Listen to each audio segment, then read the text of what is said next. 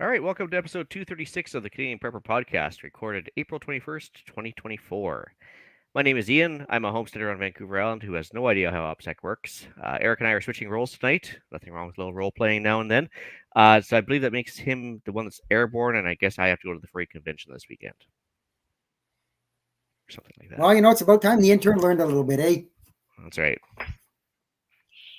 And I'm Jeff. I'm based in Central Ontario. I'm a target shooter, ham radio operator, general overall handyman, and weather nerd. My name's Pierre. I'm a tactical beard owner, based t-shirt dude that makes stuff, government critique, and the reason we hit the explicit button. Hey, I'm Mel. I'm usually on here to talk about plants and their natural habits, but I thought I would shake it up a bit. I absolutely adore anything nature and the secret she holds, besides my thirst for horticulture and my epic green thumb, curious mind, and the love for nature. I'm an avid hunter, hippie at heart, and someone that enjoys life's adventure with an open mind, the willingness to learn and share what I know. Want to help support the show? Buy some swag. We have both the Canadian Prepper podcast t-shirt and tactical Velcro patch at www.prepperpodcast.ca. All proceeds help cover our podcast costs. If you're enjoying the show, please take a few minutes and submit a review wherever you found us. We want to hear your feedback, even if it's bad. We also invite you to reach out to tell us about something you've learned this week. You can email us at feedback@prepperpodcast.ca. All right, we have some sizzling content for this episode. We're going to start with some relevant news, update you on the personal preps, then we'll get into the main topic, which is the in the kitchen with no power. So news time. First big point of news, be on your best behavior. Eric is in the chat. He just couldn't leave. He had to spy on us. Get fucked. Yeah. I told nah. Are we doing good, boss? No, I think he should just I think he should just log in. Yeah, yeah. Yeah, be a man. Yeah. Grow a pair. I wonder how much he's paying for Wi-Fi right now. Don't worry, we're probably paying for it. It wouldn't be him anyways. Yeah. It's the employer. Yeah, that's true. Anyways, that's true. On to the news. So Dubai, or the United Arab Emirates area, anybody knows that? It's mostly, as far as I know, desert. They don't have they have a lot of water, I guess, in the ocean. But anyways, they have suffered some massive flooding. They got 14 months of rain in 24 hours. Literally all of their roads, anything that was an underpass was flooded. Businesses that were at street level were flooded. Shopping malls and stuff. The roofs aren't they're not made like ours. They're not designed for that kind of rain. So they were the water was literally pouring through the roofs of the malls and all that stuff. So it did a crap ton of damage out there. So just shows you how weird the weather's been lately. Well, yeah, a couple points for that one. So, yeah, it is very deserty, having been there. But yeah, interestingly enough, they don't, of course, because they don't really get that much rain in any great amount, so they don't really have like storm sewers like we do here. So literally, there's no place in the road for it to drain into and then drain out to, say, the ocean or anything. It's literally just meant to stay on the road and evaporate off, right? So they have no capability of removing excess water whatsoever. And like you mentioned, the roofs and stuff like that, that's just, of course, it's very flat, right? So there's really, the water's not going to go anywhere anytime fast. So even the airport, I think, had 14 inches of water sitting in certain parts of it. So the planes. Yeah, I heard that too. They had Wow. Shut the airport down because they couldn't taxi the planes and whatever. Yeah. Yeah, and if you want to throw on your tinfoil hat for a minute, literally that morning they did aerial seeding in Dubai to try and promote rain. I guess it worked. I guess it did. So they've been doing this for years, right? But they actually do try and, like, every time there's a cloud in the sky, because it's literally just clear in a million there, right? Like there's no clouds whatsoever. So every time there's a cloud that shows up, they try and seed it with some basically silver iodide or something like that, and try and make it rain so they can actually collect some of that rainwater. But no, I guess they were super efficient this time for sure. So well done, I guess. Something happened for sure. Yeah. All right, Darius handed us a bit of a tip today, so we're going to be on a bit of a fire theme with my news stuff. CBC News says Alberta is anticipating a bad wildfire season. They've already got a wildfire evacuation alert going for northeastern Alberta, up near Wood Buffalo National Park and Fort McMurray, that area. So there's already 50 wildfires underway in Alberta. But not to be outdone, BC, of course, has to be the center of attention. So they mentioned there's a giant 1,600 hectare fire going on near Cornell right now, which is just like right in the middle of the province, kind of about a third of the way up the province, right in the middle, and it's a big one. Yeah, like I think 1 hectare is what, 9 acres, so 1,600 hectares. No, a hectare is 3 acres. 3 acres. Okay, there you go. So yeah, that'd be like almost 5,000 acre fire right there. Yeah. So, and then also, interestingly enough, this kind of pertains to fire a little bit. So, if you imagine after every emergency, there's going to be a bunch of people that are like doing like an outdoor encampment, almost like an off-grid kitchen or something, and they could obviously be huddled all together and stuff like that. So, at a homeless shelter, or not a homeless shelter, a homeless encampment in Kelowna. So a bunch of people were sitting there living in tents and backs of pickups and everything else. They had a fire breakout, and obviously due to bad cooking safety techniques or whatever, or something. Anyway, it started just the back a little too late. Yeah, and it started in the back of a pickup truck, I guess, and so it just spread like wildfire, literally. And yeah, it was bad news. Not that I like making fun of I don't want to make fun of homeless people on fire and stuff, but it just goes to show you, like, if in case of any emergency, right? You don't want to be huddled all together in a super tightly packed group if you can help it. So yeah, and you want to be safe with your fire too, I guess. Yes. Where's Alan? So we've got Andrea on the live chat there. She lives in that area of Fort McMurray and said that there's no evacuation, just an alert right now. At the peak, it was 60 acres, but it's down to 60 hectares. It's down to 30 now. So that's a good thing that it's going down, but not a good thing that it's actually burning to begin with. So yeah, Dubai must have sent some water our way, thankfully. Yeah, maybe they should. They got planes; they can afford to just fill a few tanks and send it over. Yeah. Well, usually like Con Air, which is the firefighting aerial bombardment. Oh, that was a good movie. It was also a good movie with Nick Cage. Yeah. I mean, please put the bunny down. But yeah, Con Air is actually the name of the company that does water bombing out here, and it's actually the largest water bombing company in the world, I believe. They've already deployed airplanes, which is like ludicrously early. Usually, it's not until about May long weekend, like May 15th kind of thing. But they've already sent a bunch of planes to Alberta to get ready for that. So yeah, I guess it's gonna be a banner year for them anyway. As Andrea says again, it's very dry there. It's dry everywhere. They're really, as I've said numerous times in my weather stuff, that we just didn't have a winter and there was very little snow cover, and you know they really needed a lot of the snow cover for the spring, for the melt to get it into the ground, and it just wasn't there. Yeah, I hear my grandmother saying how worried she is this year, and she's in BC. Like, she may not be mainland like Ian, but she's in the Okanagan, and she said it was quite different this year. Yeah, that's fair enough. Should we move to what we've done lately for preps? Yes, sir. I did some yard cleanup, and I topped off my fuel stores before the big government gouge and business gouge happened again.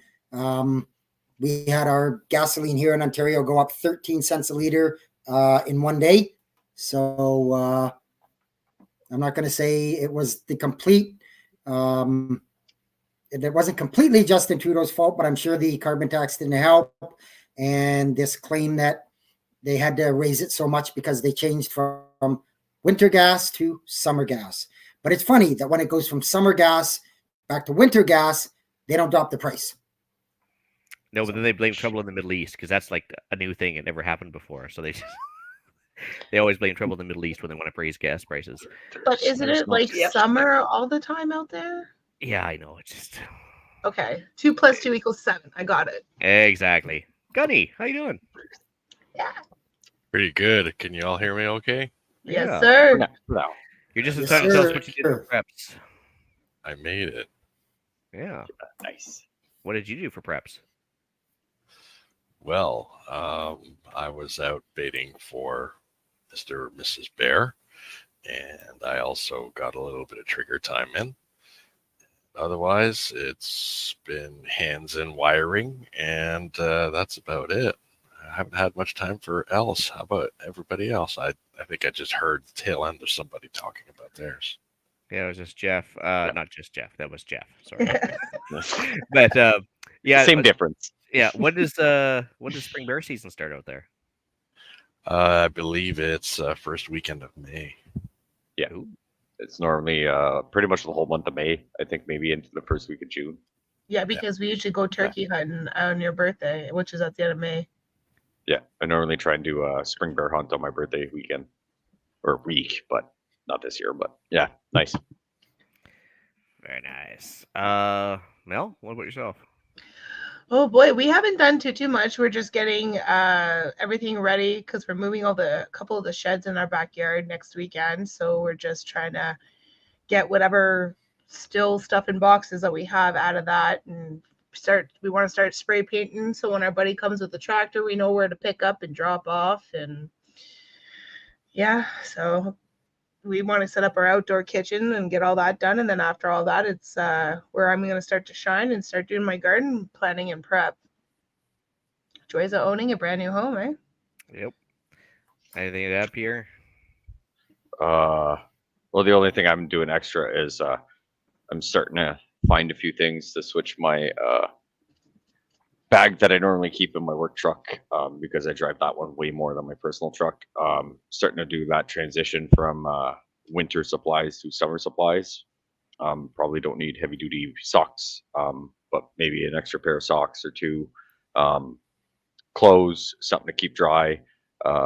If break down, need to get home, ditch the truck or whatever, kind of swapping those supplies to more weather appropriate clothing and snacks. So yeah, and topping up tacti snack. I got those ammo bins from Princess Auto, those 4 ones. There's Yep. one in the back seat of my truck, and it's just full of snacks.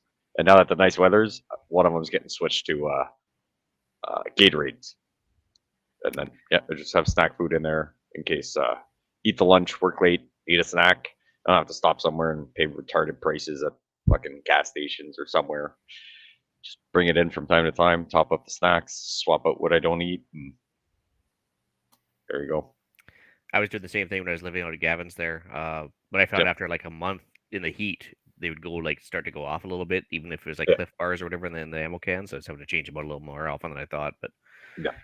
anyway, as for myself, I rearranged the radio in the truck. So I had a ham radio sitting in the center console, but every time I wanted to use it, I had to flip it open. I had to kind of leave it open while I was using it, and then close it again. And I thought, well, it'd be better for theft prevention. But then I realized that no, actually, I like to have it out. So then I put it in the center dash underneath the heater controls and stuff. Yep. So Nice. that was just a matter of kind of drilling a couple holes and kind of rewiring and taking out the old stuff, and worked out well. Brace yourselves. I did gun post deal. Oh, Yes. Oh. Yeah, nice. for first one in a while. Actually, it's so funny because like in typical Canadian fashion, start talking with the guy, and I realized that I used to work for his cousin in Saskatchewan. It's such a small world when like you start talking to people. Yeah. It's creepy. And it's like, yeah, so because he was in this town that I used to live in, and I was like, oh, Yeah. cool. I was like, I used to work there. He goes, yeah, that's my cousin. So we started talking a little bit more. It's like, holy geez, like small world, like very, Yeah, very. so now you give them an extra few bucks off, right? Oh no, I charge him more. Mm. No, Yeah, your cousin was an asshole. You're Yeah, paying yeah. an extra $20. No, I gave him free shipping, so it was all good. So anyway, so quad trailer hitch I had to replace today. So what happened was on the property, of course, it's not exactly a straight level. So it's going down the hill, and the quad trailer flipped over and kind of bent the trailer hitch. And it's like a 20-year-old trailer hitch, so it was kind of time anyways. And it was an 1 3/4 ball versus a 2-inch ball. And all my trailers are basically working on a 2-inch ball. So I had to take it up top, and I was trying to get it off with wrenches and everything else, and put some heat on it and everything else. And nope. So I ended up having to cut it off with the angle grinder. And so, yeah, I tried the new crescent wrench, didn't work. I ground it off, got the new ball on there, had to repaint it because I kind of cacked it up a bit, and there's still rust anyways. So what the heck? You didn't pray to the car gods. No, I did not. But you know what? It's good now. Everything's on a 2-inch ball. That it's just all standardized. what which she is That's said. good. Yeah, and to which I showed the picture to the wife, and she's like, "That's just a shiny knob you got there." I was like, "Thank you, thank you, Thank you. thank you, thank you very much." I trimmed the bush to make it look bigger. That's I'm here to impress all week. That's right. So on that note, the hilarity continued because I tried to get my winter tires off the kids' Volvo there, and the jack blew a seal, and there's not something Oh that no. the kinky hippies do out here. That is literally I blew a seal on the hydraulic jack, and just kind of the car slammed down and everything else. I was like, well, that jack's done. So I Nice. had to get a new jack, and which obviously worked fine and everything else, but it's a good thing I wasn't just like sitting underneath the car or something when that happened. Anyway, I had that experience. I kissed the ground. I legitimately felt the tire of a car skin my fingers as I was pulling out. Yeah. okay. Yeah, that was an experience. So Yeah. you're very lucky. Yeah, I Yeah. mean, it's just a typical Canadian tire jack. So the fact it lasted 20 years, I'm happy with, but Yeah. still. Yeah. Anyways, as luck would have it, the exact replacement was on for 30% off or 40% off today, which is Nice. the normal Canadian tire price, but they call it a sale price. Okay. And anyway, I had to burn some underbrush. I had a bunch of obviously I cleared out my fire break a little more, and had a bunch of sticks sitting on the ground there, so I had to clean all those up. And I did my last bushfire before the burn ban happens in like I think it's a week or less. Anyways, and so I had big piles of stuff ready to go, so I kind of had to feed that for a day, and that was all good. Let's see here. Chicken babies are doing fine. Haven't lost any, which is amazing. Nice. So I yeah, know where to order mine now. yeah, 15 out of 15. They all survived, and I think I got 5 males, so it's not too bad. That's a good percentage. I ordered a bunch of Fox 40 whistles. They had them on sale on Amazon, and I think I got 5 for like $10 or something. It was crazy. Anyway, so to go in the bug out bag or to the vehicle or whatever, just for rescue purposes and everything else. And yeah, the wife wanted one, so I got her one for the when she's in the bush too and everything else. So yeah, good deal on those. Great prep item. Yeah, and cheap and beats yelling for help, right? Oh yeah. You won't lose your voice when you're blowing a whistle. So solo doomsteading this week. So the wife's away on a trip, and so I'm having to run the stuff myself. So I'm doing a week in her shoes, which is you don't realize how much stuff gets done while you're not here. Anyway, so yeah, And it's really hard on the ankles wearing high heels. it is it's true. But you look so good. And then I got to entertain her boyfriend, and it gets weird. It's just so awkward sometimes, right? So anyway, yeah. So other than that, I had to do a bunch of giveaways. So I was cleaning up the acreage. I had a bunch of stuff I was no longer using. Like we were talking about the gas stuff. I had my excess barrel of gas that's empty now, and the little house that it was in and everything else that's all gone. Anyways, and so yeah, lots of giveaways like steel poles, everything else. Craigslist is awesome, right? Throw it up there. 15 minutes later, somebody's coming to get it, and it's like kind of a reverse Goodwill or something. It's great. They just come and get it. Other than that, I just had a local like-minded guy reach out. I hadn't talked to him for a few years, and he gave me a text and touched base with him. And maybe one of these days we'll do a coffee. But yeah, it was nice to hear from him again. So he's still into prepping, which is good, and that's about it. I think that's it. Anybody else? I think we covered everybody, right? No, we got everybody. I think we're good. Believe so. Sweet. So on to the main topic. So this topic is what we call, or what we're going to call, I guess, in the kitchen with no power. This topic idea was a suggestion that a Discord user put on our Discord. So if you're not on the Discord, might be not a bad idea to get on there. And there is a topic item there called topic ideas or something like that. So if you've got any ideas for the show, anything you want us to talk about, throw it in there. We greatly appreciated this suggestion. Basically, the user kind of said, so give me an idea of appliances or items that I could use in the kitchen when the power goes out. So this one's for Brad. The obvious one, can openers, and more can openers. Funny you mentioned that. We're like, as our unpackings happen, we found 3 of his can openers at our house. Yeah. And so to be fair, yeah. the swing away can opener, I'm gonna make a plug for that on Amazon. Like the old 80s style with the big cogs and everything else. It's actually like beefy as hell. That's what we have. Yeah, that's metal exactly what I have metal too. ones. Yeah. Don't get the dollar They're store ones. indestructible. Yeah, don't No. get the dollar store ones. Get the swingaways and call it a Listen, day. you want to test a can opener, whether electric or not, send it my way. Because for some reason, I am Oh. so stupid at using these things that I break them in the most Yeah. like ridiculous ways. Yeah, 100%. Does anybody actually use an electric can opener? Not Like, anymore because I remember kept back breaking them. in the 80s, these were a thing. You kind of shove them up there, and they kind of spin around, and they put them down and stuff. And Yeah. I don't know. Only place I've seen it is or it's still used, I guess you could say, is a lot of restaurants. People that open up lots of cans or whatever, they'll have that, or they'll have that the one that looks like a vice. You bolt it to a table, and you're gonna open any can, and just like it's a hand crank. You bolt it on something, and it'll open up those giant cans, small cans, like every can possible. They're awesome, ridiculously expensive, but the electric ones, the only ones I've seen is like restaurant industrial people because they don't want carpal tunnel. Yeah, I haven't seen one of those electric ones for years. It's been a long You time. were awesome. Yeah. But I haven't actually worked in a restaurant for years either. So there's that, I guess, right? Yes. So this is an awesome topic because I've actually done the off-grid thing in a dry cabin for about a year. So let's talk about this. This is awesome. First things first, if you've got a loss of, we should differentiate loss of power and having, a kitchen capability that is fully off the grid, because I think there's a bit of a difference, isn't there? What do you think? Yeah. Well, Temperature. No, I don't know. Yeah, I absolutely. That way I anyways. think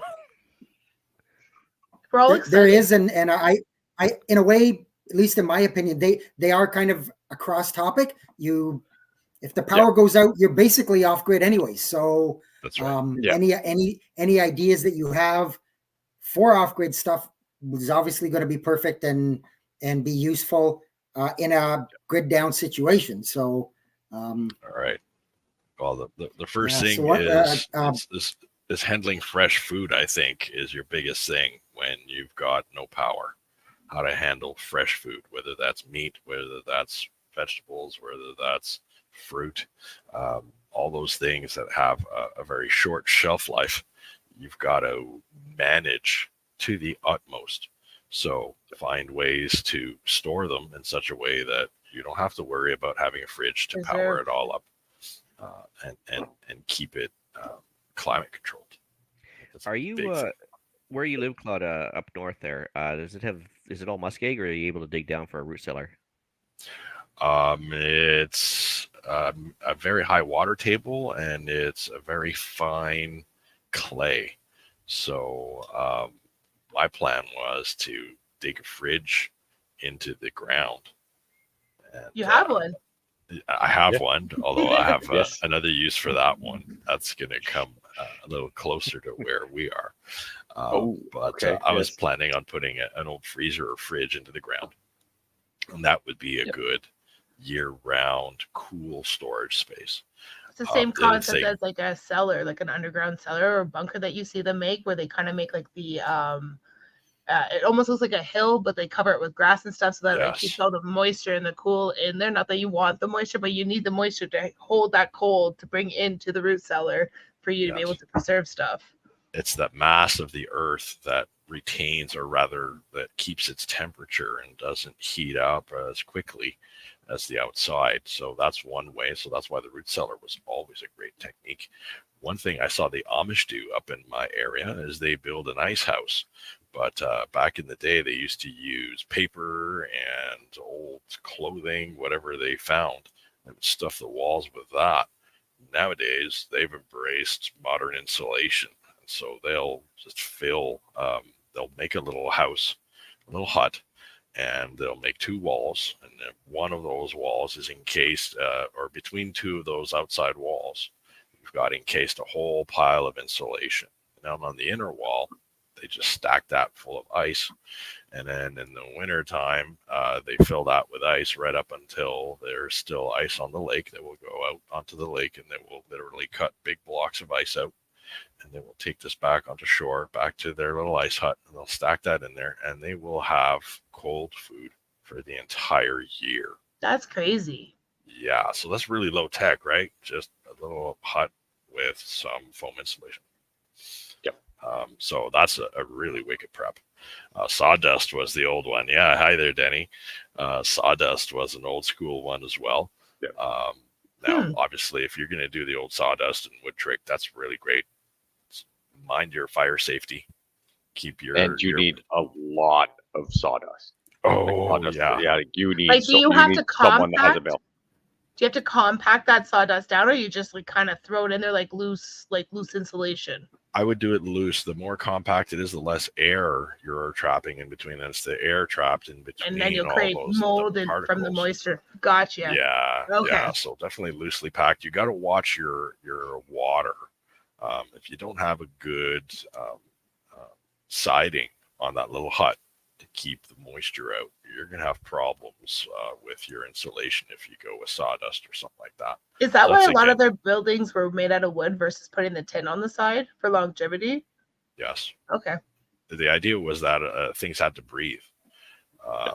And so if you look at really old buildings in the cities, they had what were called wet walls. And those wet walls were basically an air cavity between the brick outside and the plaster and slat wall on the inside. And that would allow air to flow and the building would breathe. And that's the idea also behind all those beautiful straw bale homes people are embracing now.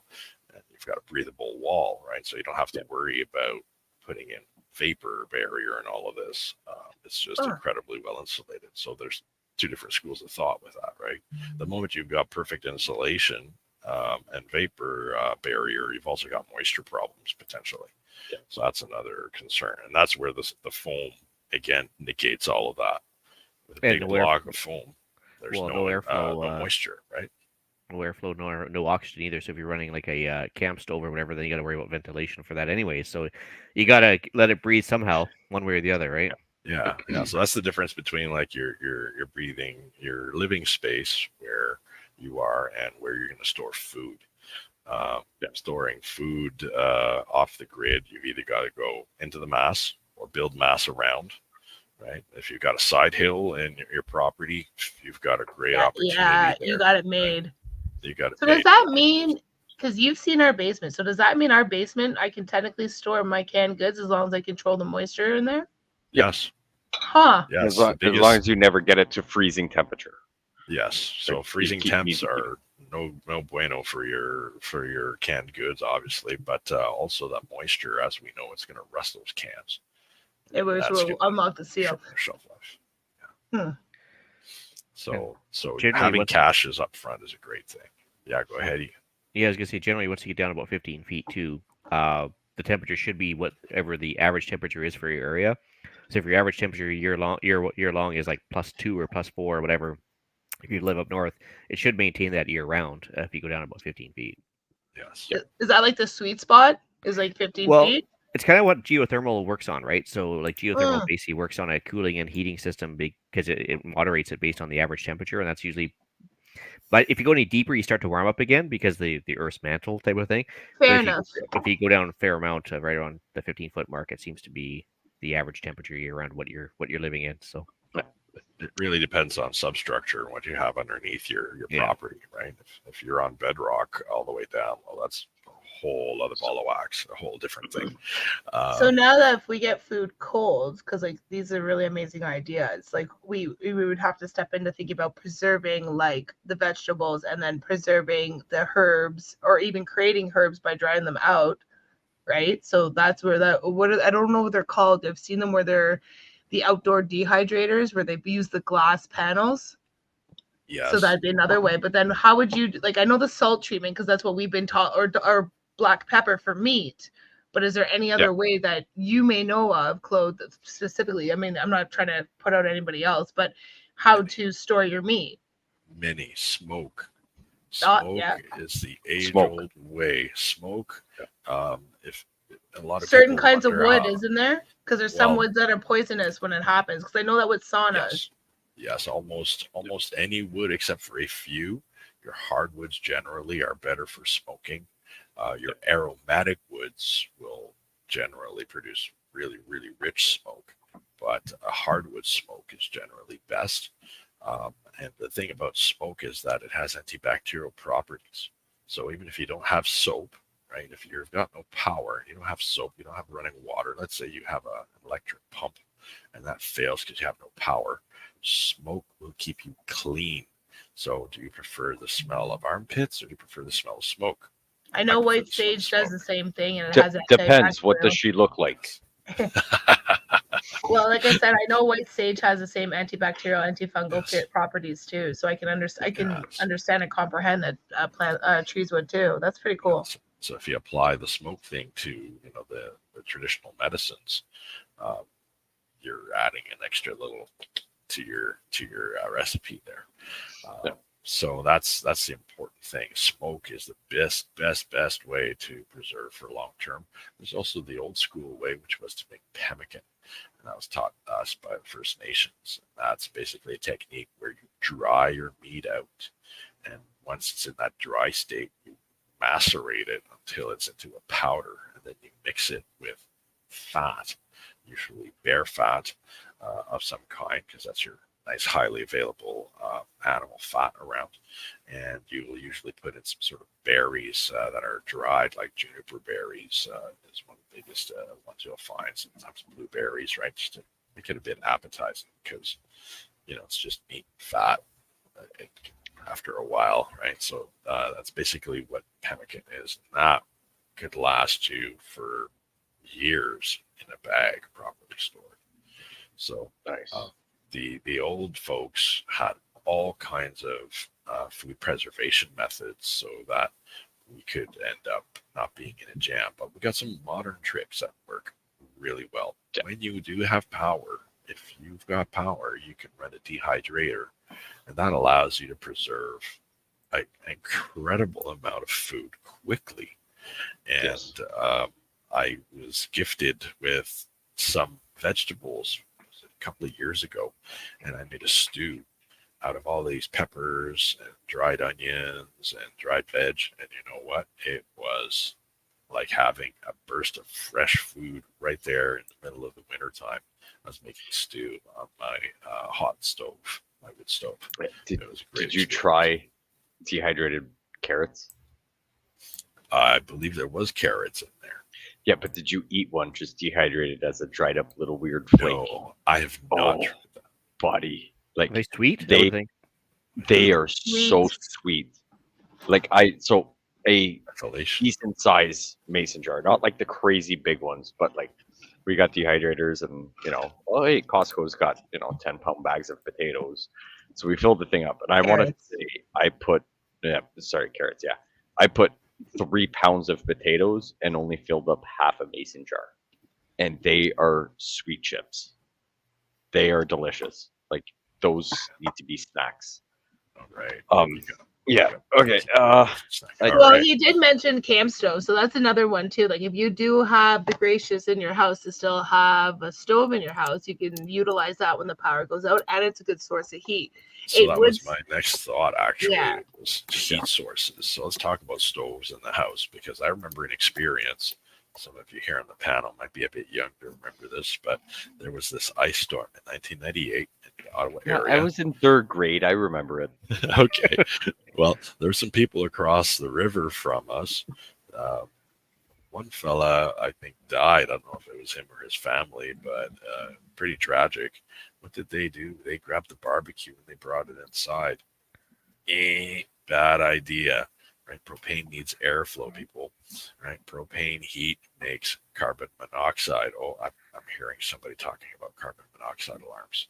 Should they be running on batteries? It's almost like we've covered that before on the podcast at some point. No, it's like a cross-pollination thing or something. So anyway, anything that consumes and burns something in order to produce heat, whether it's a wood stove, whether it's a propane stove, whether it's those nice Coleman stoves that I've used for a long, long time. They're great. They all emit carbon monoxide and carbon dioxide, all things that push away oxygen, and that is bad for you. So use them with lots of airflow. They're meant to be used outside. Unless you've taken precautions indoors, it's really dangerous to do that sort of thing. So please be warned. I do find that a lot of the emergency cooking that we do when the power goes out, we tend to go outside because a lot of the stuff that Pierre and I do own is propane based. So that's one thing you obviously, like Claude was saying, you got to be careful what's going on in your house, right? Like we got ourselves a barbecue. It's like a 3-in-1. We got one that runs on propane, another one that runs on charcoal, and then we got electric smoker. I mean, we got a generator so we can still kick the smoker when the power is out. Yeah, we can finish the brisket and not ruin it if the power goes out. But love it. I'm going to give you all a great Amish trick that I saw many times in my travels, and I've been to a few different places where there's Amish communities. They will usually on their house feature a big porch onto which or under which they will have one of those cook stoves, a wood cook stove outside. So if it's in the middle of that sweltering summer heat without power, they're not cooking indoors, they're outside. And so that's the way to do it. If you've got the means to pick up one of those little wood cook stoves for outside use, and that's the way to do it. That's quite the squirrel moment from can openers. Yeah. Like I mean, we've made another episode or two, I'm sure, with the side tangent we've gone on for this stuff. That's for that's for sure. I'm thinking. Yeah. Jeff, what do you got next? Well, and this came from the Discord too. Somebody brought up a couple of things, and then I'll sort of quickly mention what I had. So they thought a good idea would be some kind of a non-electric grinder, be it a coffee grinder, a grain mill, something like that. Even a weed grinder, depending on what you're using. Like seriously, I know it sounds stupid, but Budbuster. Yeah.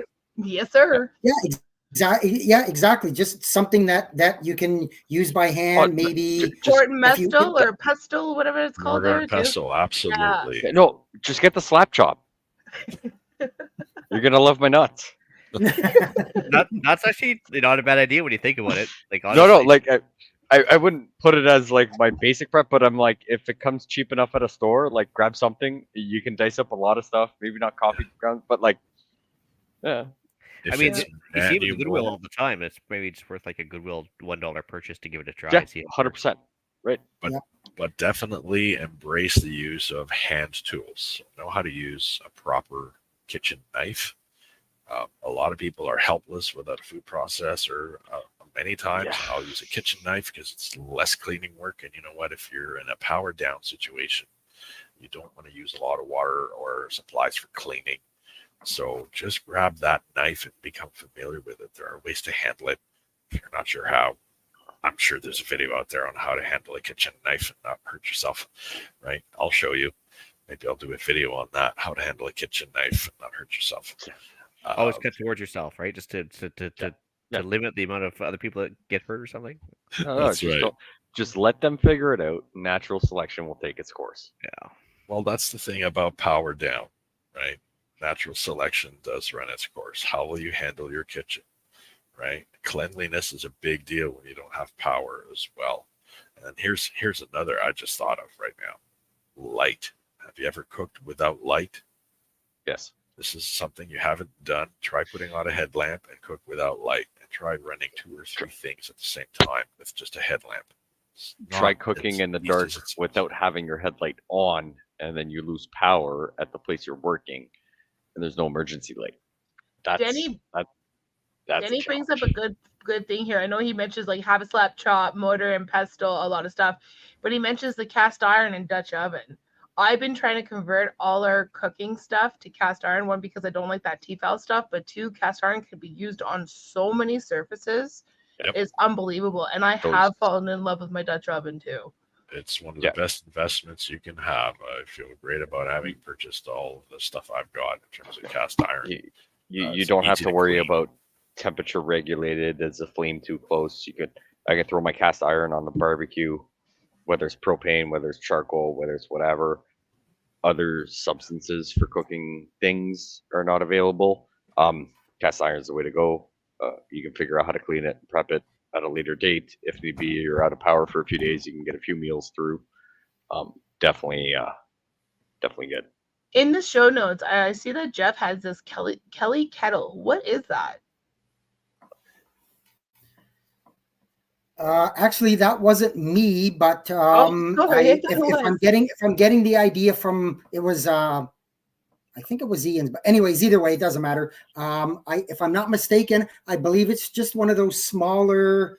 You ever heard of a BioLite stove? It's just a small stove. It stands about this high, round. It's got lots of air holes and stuff in it, and you just basically burn little sticks. You just put little yeah. sticks in there. Okay, The air feeds it. It's got a little bit Yeah. of a tripod sort of thing on the top. You can set a kettle, Yeah. a small pot.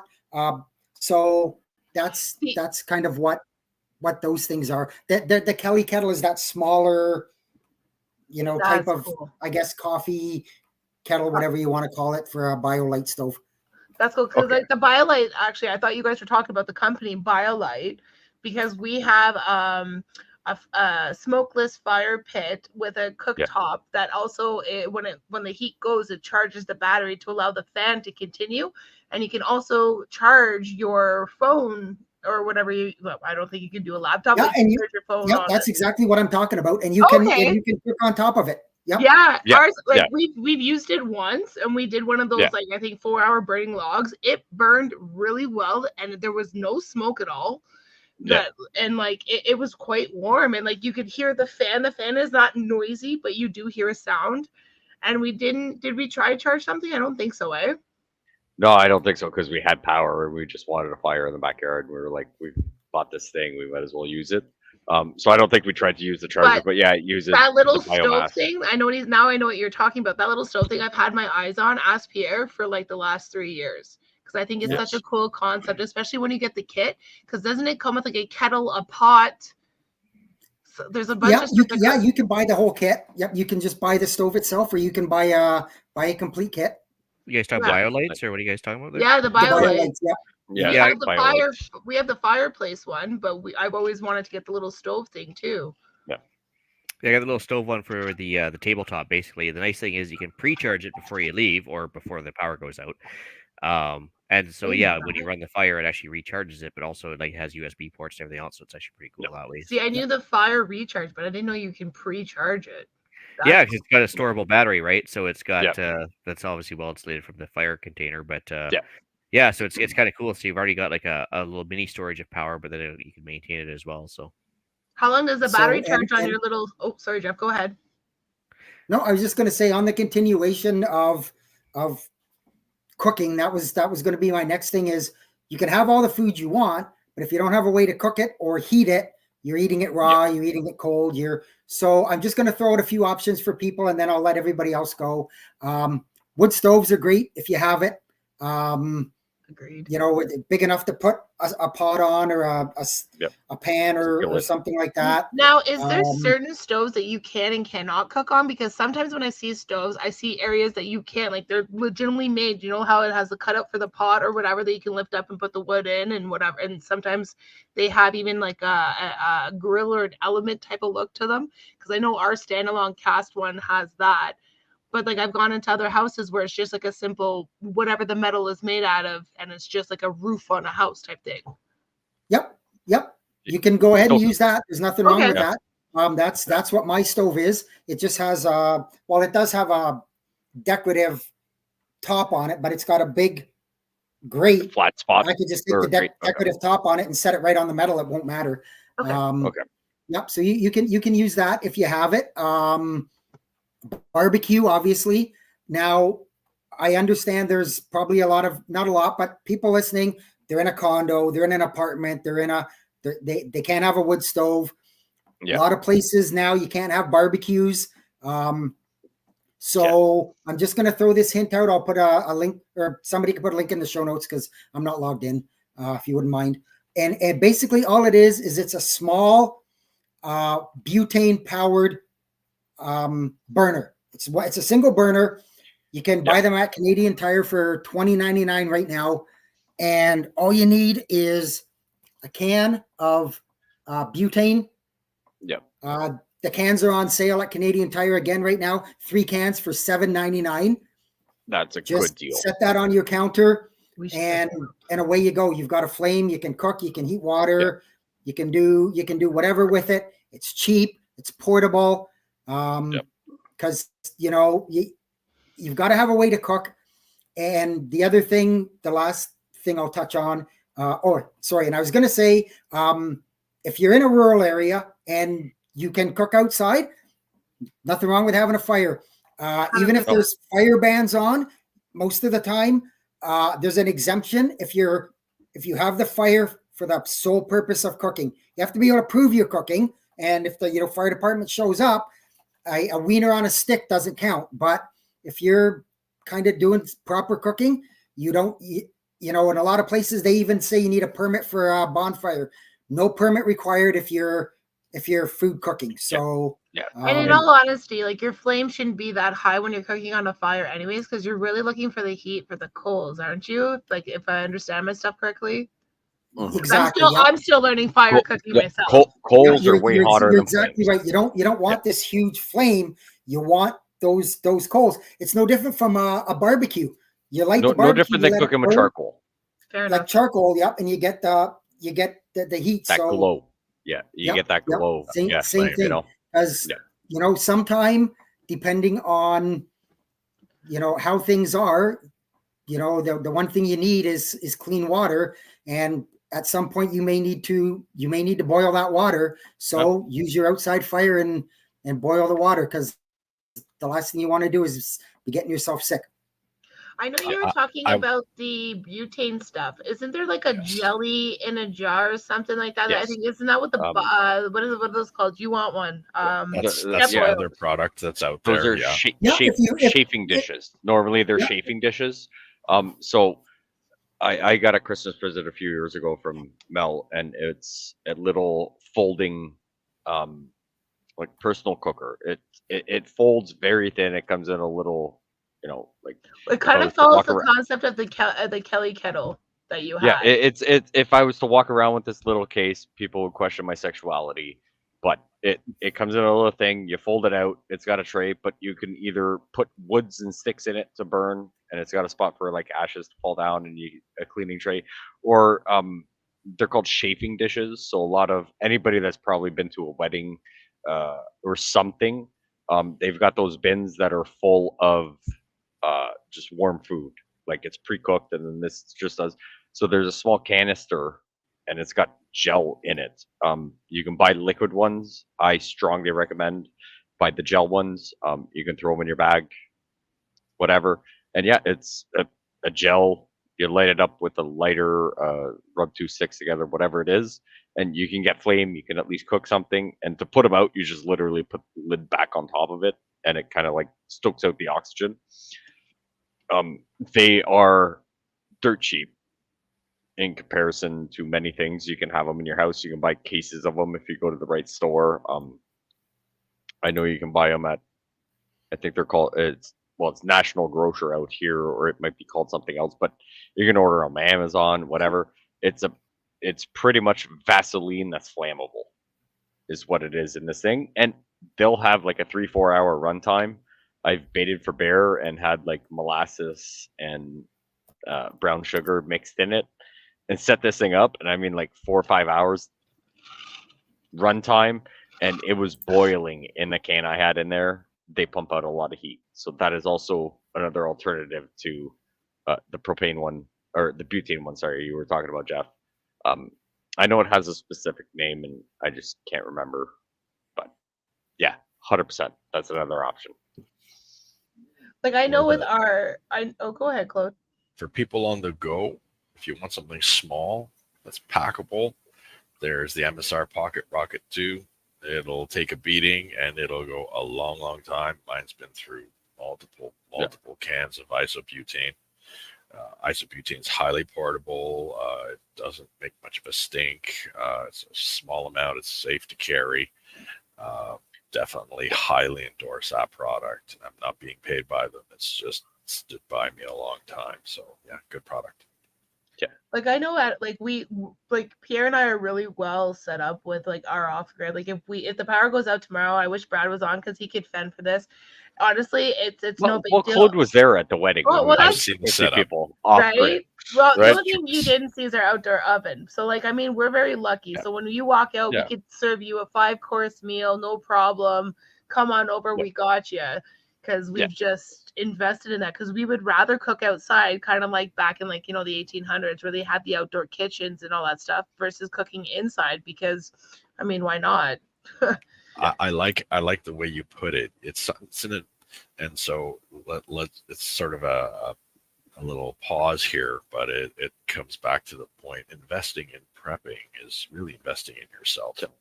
If when you have this capability to cook outdoors, you now have the ability to cook regardless of what's occurring, and then your only factor is rain, maybe. Right? Well, even then, we that's were something. pretty well set up with umbrellas, and with our new outdoor Yeah. kitchen, we're going to set up. We're going to have a complete room where we're going to set, because we've noticed where typically the rain and snow come our way when it happens, because we've been lucky enough to be here during a winter already, that we know how to position the outdoor kitchen so that we should be pretty covered. And in worst case scenario, we can throw up a tarp if need be. But like, you know, we, like I said, we got a 3-in-1 barbecue that consists of our regular propane barbecue, charcoal, and then we have the electric smoker, that if stuff happens, we just run the generator, we can run the smoker. And then we got the 3-burner cooktop that we can cook on. And I think, what was it? You burnt the potatoes or something because it was so hot. Oh yeah, the turbine, like it's a jet engine. This thing, I think that's the one I put in like the chat or whatever. So we have spent a lot of time. So I won't say we've cooked a lot when like the power's out, but like we just enjoy being outside. And the previous place before we bought a house had no AC, and the way the house was, it was ridiculous. So I'm like, we have invested quite a bit, and we have gone on trips a few times, like enough times that we have invested in being able to cook like you're at home, even though we're in an outhouse and there's no running water at this place. Like 100%, right? So we have invested quite a bit of funds into things, like one of them, which I posted in the private chat, which maybe someone can post that. It's not the same one we have, but it's pretty much similar. So we literally bought an outdoor oven or stove. I'll say stove that runs on propane, right? You buy the adapter, you can put a 20-pounder on it. We have lots of propane. We always have propane at home. You know, extended crazy period of time may not, you know, be sustainable compared to cooking on fire or, you know, sacrificing a goat to the proper god. But we could lose power for a few days. We've always got lots of propane at home because we prep ahead of time. But I'm like, this has literally 2 burners on the top of it and a stove underneath that we can set with propane, and you can cook a full chicken in it. No ands or buts. Works 100%. fantastic. Works fantastic. We went up to our friend's property up in Memora area, and he's like, I normally eat out of a can without even filling it up, like, or warming it up. Sorry. So I'm like, no. Like, I took this thing out of the back seat. We hooked up our propane tank.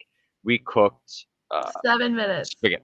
Yeah, like 7 to 10 minutes. Like, we had noodles boiling, ground beef cooked from scratch. Opened up the can, thankfully, to our can openers. Opened up sauce mix, throw it all in a bowl. We were eating like you were just at home and you spent all day cooking. We have purchased. I purchased a Costco. I unfortunately couldn't find a link beforehand. But we have a 90,000 BTU 3-burner cook. I guess 3-burner cooktop that we were cooking the potatoes at the wedding. Code, like, this thing rocketed. It's got 3 burners on it. It's from Camp Chef. Good deal. It was Costco. The other one was Costco. Anything that we went outside, you can boil water. You can get clean cooking or clean water to either consume, cook, whatever you need. A barbecue, like, I have literally used everything that we're talking about tonight. I haven't mentioned some of it, but everything except for the little oven to cook for 50 people for a wedding. Our wedding. Off grid. Claude was there. Claude was chopping veggies with a croupie. And I was barbecuing, I don't know how many steaks, chicken, We did roasted potatoes. I did bacon wrapped asparagus. Like the whole kit and caboodle for 50 people, fully off grid, off propane. Which longevity wise, you need to worry about your propane consumption. But other than that, if you're out for a day or two, have a spare 20-pounder in the tank or in the shed or wherever you have it. 100% spending a little bit of money, may never use it, may use it, may decide to go camping, and this can save you. Will 100%. At least the 3-burner, yeah. Because our flat Yeah. grill, like that's the creme of our crop. Yeah. That's the Cadillac of off-grid cooking. Like I have you to hook up a agree. propane. I have to agree Yeah. 100% with Pierre on the propane thing. Lady Propane is definitely the way Well, it to doesn't go. go bad for one. Like With- it lasts with forever, right? It's just It one lasts forever. reservation. Your tank may not, but Just I mean- one reservation about it though. It is terrible at minus 25.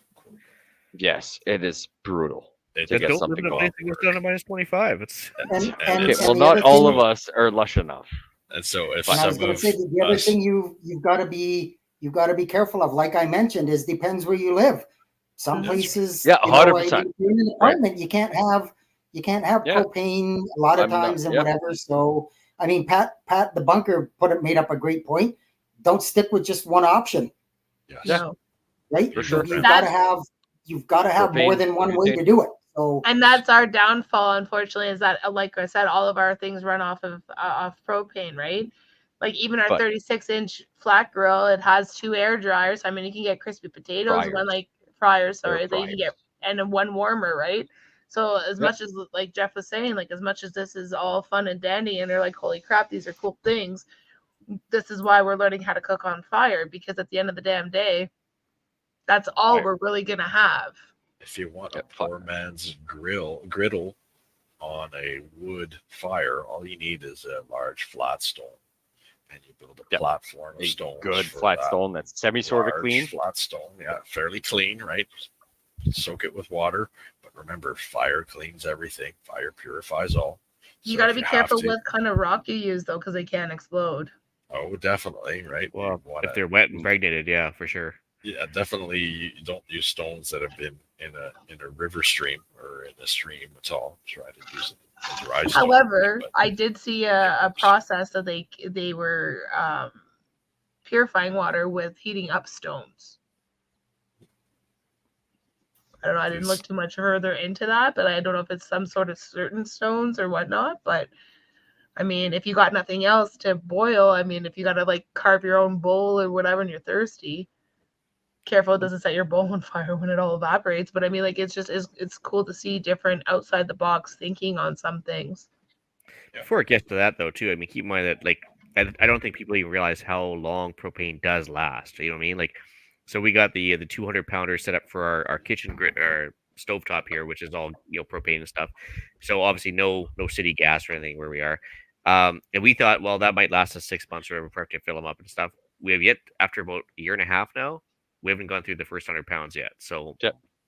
it lasts forever. So if you got a couple hundred pounds, Is sitting it pricey to fill? You don't need to give me an exact amount, but is it like pricey to fill when they're completely empty? no, not at all. You just go to Costco and they have the big propane set up there. Huh. So yeah, that's the nice thing. Costco will fill up 100-pounders. Yeah, and You- so oh, that's they, what oh, we- they will for sure. I know that for a fact. if you go bigger than 100 Hmm. pounds, then you got to get the truck to come to you. But if you have 100 pound or less, then you go to Costco with a dolly and carry it around, right? And then you just heat it Or up. also, so the previous place we lived at, we're on natural gas here, which is kind of nice, but shitty at the same time because infrastructure, government, and all those things. But when we lived at the other place, we were on propane, and I had inquired. I was like, "Hey, can you guys fill up tanks?" And they said, "If you've got 100-pounder, we will." So we had our tanks for the rest of the house, and they said, "If you have 100-pounder, we can fill it up, no problem." But anything smaller than that, they will not touch. So already, if you're in an area that you already supply your house with propane for either hot water, heating, or whatever, would be good to reach out and just be like, "Hey, if I get 100-pounder here, can you guys fill it up?" Or you buy 2. I've seen them at Costco. because apparently I'm a cost score for. But you can buy a tank there, 100-pounder. That's good for what is propane tanks? 6 years? 10 5 years. years? 10 years. So Yeah. if you buy it, 10 years. yeah, okay, 10 years. So I'm like, I think it's $180. You can pay to get it filled up there, which I recommend because you got to purge whatever. And then if you already get propane dropped off at your house for everything, and you discuss with them like, hey, if I've got a 100-pounder in the back that's empty, can you fill it up? And you can now run everything we just discussed in an area where I'm like, you would be laughing for a 100-pounder tank compared to like Joe Blow across the street that barbecues, once every 3 weeks and can cook half a steak before his propane runs out. That's definitely a thing that I would look into is discuss with if you have propane, discuss it. Just be like, hey, do you guys fill 100-pounders? Yeah, well worth the investment, in my opinion. Well, even if it's expired, I mean, technically you can fill them yourself, but I mean that's another whole story we don't want to talk about online. But anyway, but yeah, no, I mean I think anything less than 100 pounds is just not worth their while to hook up or Yeah. two, right? Like if they're driving a truck around, time is money, right? So I don't think they're going to waste their time with anything less. But yeah, the 100-pounders are easy to get, easy to fill, and you can still move around in your own personal vehicle if you have a pickup truck. You're supposed to ship them Yes. up right and everything else, but yeah, do what you got to do. Don't put two of them in the back of your truck and try and get both of them. And even after the 10 years, all you have to do is get it revalved, and it's much cheaper than buying a new one. Yep. Yes. And recertified. And Yeah, before also- we end all this, oh, sorry, go ahead, Pierre. Don't bring more than one 100-pounder to any fill station that will accommodate without having your proper hazardous goods and or some other license. So if you go somewhere with 8 tanks, they will not fill more than 5. You're not supposed to have that much consumables, combustibles, blah blah blah. So don't forget that. Just as a complete side note, if you bring 2 100-pounders somewhere, unless you have a specific license, they will not fill more than one. So just food for thought. Look into hazardous goods and traveling with propane. There are limitations on what you can and cannot carry without a specific license. Whether you do it on your own, but most places will not. I ran into that once when I tried to get them to fill 6 propane tanks. They said we can only do 5 unless you've got this. Well, that's why you carry 5 and Mel carries 1, and then you're still good to go, right? So I said fill all 6. It was literally like a 30-second drive to where my workshop was. I was like, give me the first one. I was like, you have 5 of my tanks. So I took the first one, dropped it off at the shop, and I was like, I'm only leaving with 5, and then went and picked up the 6th one. But just, to save yourself the hassle of like, okay, I put both tanks in, brought both. If you work somewhere, that'll fill it, or see if your propane fill up. But yeah, it's just most places will just be like, hey, our hands are tied. We can't do anything legally unless you show these things, which I completely understand. But yeah. Before we get, go ahead, Ian. No, I was just going to say the absolute last thing I would say on that is, and don't get me wrong when I say this, Pierre or anybody, I'm not sure why you would want to be filling up 5 at a time anyways. If you've got 5, you need to be rotating them, right? You've got 2 of them that are empty. Take those 2, get them filled, bring them back. Like just like your fuel, just keep rotating them. Even though the propane never goes bad, keep you got to keep them because of filled. our camper, we run on 2 of them when we take it out, but then we also bring the barbecues with us so that we kind of see it. I didn't bring all 5 because I had no propane, just to be clear. Yeah, we have more tanks. That's how many tanks I have, right? And I think we have 1 or 2 abroad. So I mean, we just gotta so I mean, like we have like 8, 9 propane tanks. So it was just like, hey, okay, we're getting way too low. Yes, I put a fresh one on the barbecue and I still got 2, but I got too many empty. So yes, don't leave all your eggs in a chicken. Yes, we should have done it, or one at a time or whatever. But like, don't worry, I was not out of propane when I got 6 of them filled. Just to be clear. Can we touch base on the solar power cooking, because that gives more people in the apartment a little bit more suggestion, or I guess options to cook when they can't have barbecues or anything of fire? Why don't we call a night here, Fair enough. and go for a part 2 because we're already an hour and 5 into it. So Yeah. Fair enough. We could something do tells me we're gonna get about 16 more scroll moments before this is all done. So yes. we could probably just we'll call her there. Why don't we just move on to the podcast challenge tonight, and then we'll come back to part 2 next week. Yeah, So I think it's I'm good with that. Mel's up for the podcast challenge. Oh, I see this. Procure one method of do-it-yourself off-grid cooking. You build is fine. Just let us know what you did. All right. Upcoming events. Terry's not here, so I'll plug the Annual Preppers Meet Forum, annualpreppersmeet.com, July 11th to 14th at the, I love saying this, Slovenian Hunters and Anglers Club. Oh. Do you have to be Slovenian to join it? I kind of know because it's so close to Toronto. You think it'd be popular. Oh. I don't know. I don't know. You made a thing move, Phil. We'll just leave it at that. Yeah. Anyway, Jeff, you have a weather blurb. I certainly do. So we continue, obviously, at this time of year with the roller coaster temperature. It's going to get below freezing where I live tonight. There's going to be several areas that are going to get cold throughout the beginning of this week. So don't plant your gardens quite yet. Give it another few days or a couple weeks. I wouldn't quite be doing that. Be a long weekend. Yes. Yeah, Always you can wait wait till the till long May weekend. I know some people like to get them in early, but we're going to have below freezing temperatures, at least in Ontario, probably down into the northern U.S. So don't be planting your stuff yet. We had some significant weather, unexpected significant weather yesterday in the Carolinas, specifically a small town called Rock Hill, South Carolina.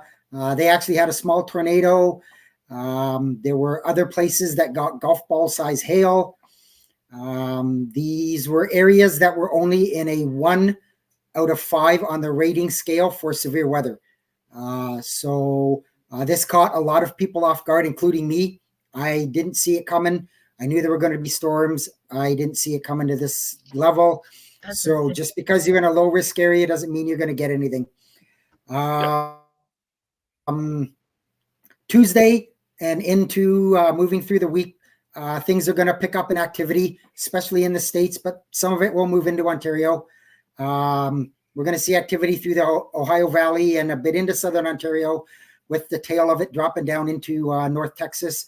Again, it's only a marginal 1 out of 5 risk for severe weather. Doesn't mean that what happened in South Carolina can't happen here. Keep your ear to the ground for that. Wednesday, it looks like we're going to be fine. Thursday, we're looking at a much more higher chance of severe weather. There's a 15% risk of severe weather. Again, we're talking northern Texas, middle Oklahoma, maybe a bit into Kansas. Friday, we have another 15% risk. It's a much bigger area from the Midwest to the Southern Plains. Again, a bit into northern Texas, Oklahoma, Kansas, Iowa. Saturday and Sunday, I can see these same areas being affected at this point. The low pressure system's kind of stalling out over the west, and it's just going to keep pumping that warm Pacific, or sorry, I can't even, I'm gapping at the body of water down there by Louisiana and that. But anyways, you know what I'm talking about. And it's just pumping that from the Gulf of Mexico. Sorry. So yeah, it's pumping that warm, humid air up. You've got the dry line on the west side of it where the cold front is. And anytime you get that, you get storms. Storm Prediction Center has not made a forecast for that yet because it is a little bit too far out. However, I can see that changing in the next 24 to 36 hours. Some of the models don't agree. Personally, I think there's still going to be the good threat there. Matter of fact, some forecasters are even leaning towards a more higher risk for next weekend. So this could lead to another multi-day severe weather event. Again, just keep your eye on stuff. I've told people about the Discord. Be on the Discord. I've got a weather section there. I've got a general weather, more severe weather stuff. So I update it as stuff comes in. We're only on here once a week, and sometimes it's hard to predict weather a week away, but I'll give you what I can on the Discord. Right on. With that attitude, buddy, that's unacceptable. You need to be accurate for the rest of the week. So at least Sunday when we Like start all the other podcast. weathemen are, right? Like, Yeah. I was just gonna say, what's your point, buddy? I expect more from you, Jack. You're magical. Come on now. You know how many times I've had rain in my area, and I'm upset that you haven't put something saying I'm expecting rain in the group chat. fucking guys, yeah. Yeah. All right, deal of the week here. Well, I can put down every time it's going to rain. I'll just flood I it with stuff. appreciate it. I just leave it for the more flood severe it stuff. and rain. Rain. Yeah, just do it every day, and if it doesn't, at least we're happy. Yeah. So deal of the week, Princess Auto, surprisingly, many times. They've got a metal frame wooden tabletop at Princess Auto. It's apparently good for 220 pounds. I will say you should test that for yourself. But it's a foldable table. It's got a wood top. If you've got somewhere that you can maybe set out an outdoor area, that would be a good working area. Currently, right now, it is on sale for $47.77. Even at full price, at $70, I think it's well worth it. We're gonna go buy one and test it out, take it out of the Ew. box and check it out, and probably pick up more than one. But it's something that you could put somewhere. You can either put a cooktop on it. You can put your food. You could put a bin that you're going to clean your utensils in or whatever for give or take $50 plus tax. I think it's well worth it. It's foldable, so even if you don't use it for that, you can probably use it for something else for your preps. So I think that's well worth the gardening. investment. Yes. Shout out Scunny.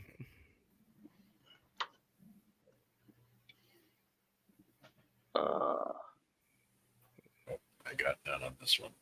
No, he's oh sorry, we gave it to you there.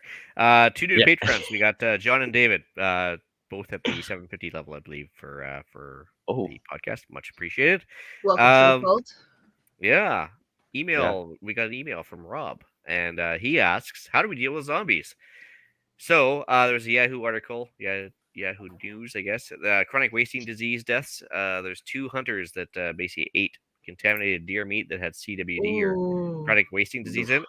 Which, of course, the symptoms are, it's Jacob Kreutzfeldt, same idea, right? So it's they're slurring their speech. They can't walk straight. They're kind of mumbling, and they end up dying, obviously. Yeah, horrible way to go. But his original question is how to deal with zombies. Well, if Zombieland can teach us anything, always the double tap, right? Yeah, double tap and cardio Cardio and yeah. double tap. What Yeah. is it? Twinkies? No yo-hos? Yo, Twinkies. yeah. Yeah. Okay. But anyways, yeah, And it always ends up being yo-hos. Yeah, that's what it is. more of a PSA than anything else, I guess. If you're in a CWD area, you're supposed to get your deer tested. You're supposed to bring in the spine and or the brain. See if there's any CWD results in your deer before you eat it. It's worth the time to get it checked, guys. Yeah, kind of harsh way to go Yeah. for sure. And there's no cure, obviously, once you get it, that you're done. So anyway, with that happy news, Like I'm taxes. yeah, No cure for that fucking shit. well, it's only getting worse.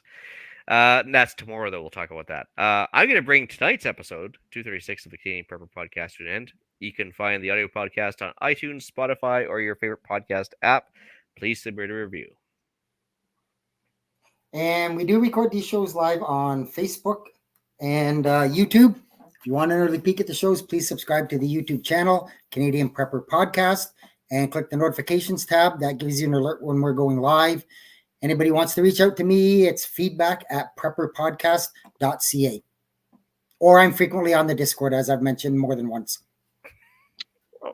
If you want to find me specifically, you can find me Monday nights, most likely with a co-host from tonight on Monday nights on the YouTubes, because we're not allowed anywhere else for the Canadian Patriot Podcast. And my significant other will let you know where you can find all the other thingamabobbers for the company. If you're interested in any t-shirts, or if you guys want to send us an email, or if you just, want to tell Pierre off, you can send it at offthewallcustomizing@gmail.com. I will post the ones that you tell Pierre off, though, just letting you say. We do have a TikTok. 100%. I want to read them. Send them. I'm gonna make a new email for you just for that. Feedback@Pierre. Yeah. You can find me, the Frugal Gunny, on YouTube, Rumble, Facebook, Instagram, and CPP Discord, and in person this summer at the annual Preppers Meet. Right on. You can reach Ian directly by emailing me at theislandretreat@gmail.com. I can also find myself and Pierre on Canadian Patriot Podcast live on YouTube Monday evenings at 9 p.m. Eastern, on iTunes, as well as the Gilded app for CPP. There you can find us discussing why government waste and the general degradation of society has me talking about Dutch ovens. At least not, well, we kind of did tonight, but maybe next time. Yeah, maybe next time I'll give you more details on how to sneaky do it. Yeah, it's about No the Or chocolate different Dutch oven. Sorry, my bad. Yeah. Thanks for joining us, everyone. Until next time, be prepared, stay safe. And keep learning.